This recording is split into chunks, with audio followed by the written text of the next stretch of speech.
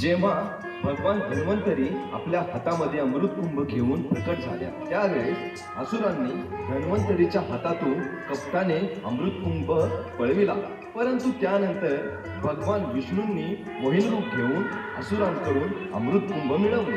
देवांनी ते प्राशन करून आपल्या शक्ती परत मिळवल्या.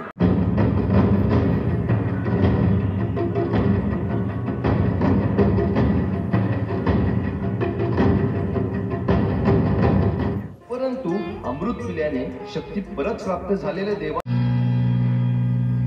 अशा प्रकारे समुद्र मंथन सफल झाले.